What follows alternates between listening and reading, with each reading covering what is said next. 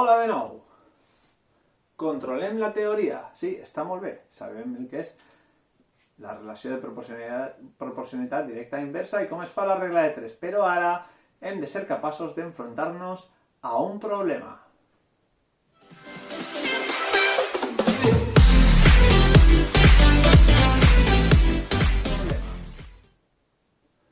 Molt bé.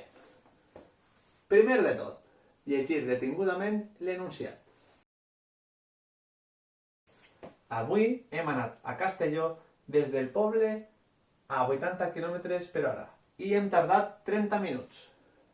Mon pare diu que quan va dur el meu germà a urgències per un accident va tardar només 12 minuts. A quina velocitat va fer el viatge? Molt bé. Hem entès el problema? Sí? Molt bé. Següent cosa. Mireu, anem a seguir este procés, val? Primer, identificar la incògnita. La incògnita es trobarà sempre a la pregunta. A quina velocitat va fer el viatge? Per tant, la incògnita x és eixa velocitat a la qual mon pare va tardar només 12 minuts. Molt bé. Segon pas. De què depèn eixa incògnita? Eixa incògnita, la velocitat, si llegim el problema, ens adonem que depèn dels minuts. Val? Perquè a 80 km/h això és quan vaig i me costa 30 minuts. Però quan vaig a 12 minuts no sé a quina velocitat tarde. Per tant, depèn dels minuts. Minuts o temps, val? Tant se'm dona. Molt bé. Tercer pas. Identificar si aquestes dues magnituds, velocitat i minuts, es relacionen entre si de forma directament proporcional o inversament proporcional. Ens fem la següent pregunta. La velocitat, quan augmenta, val? Què li passa al temps de viatge? Doncs que el temps de viatge, si augmenta la velocitat, disminueix. Per tant, si ens en recordem, quan una magnitud augmenta i l'altra disminueix, es tracta d'una proporcionalitat inversa. És a dir, aquestes dues magnituds es relacionen entre si i són inversament proporcionals. I ho apuntem. Inversament proporcionals. Molt important apuntar-ho. El dia de l'examen vos ficaran puntets. Val? Molt bé, ha entès, sap com es fa i com es relacionen les magnituds. Perfecte. Següent cosa. Anem a escriure l'esquema per a preparar-nos per a fer la regla de 3.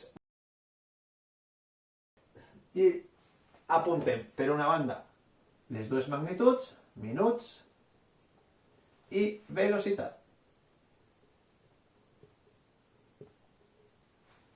I comencem a llegir l'enunciat. Avui hem anat a Castelló des del poble a 80 km/h, molt bé, 80 km/h, i hem tardat 30 minuts. O sigui que a una velocitat de 80 km/h li corresponen 30 minuts. I després me diuen que mon pare li va costar 12 minuts i m'estan preguntant a quina velocitat anava, que era precisament la nostra incògnita. 80. Molt bé. Atenció! Hem dit que era proporcionalitat inversa. Per tant, si són inversament proporcionals, per a no fallar i no oblidar-me, me fique les fletxetes. Molt bé? Doncs es comença.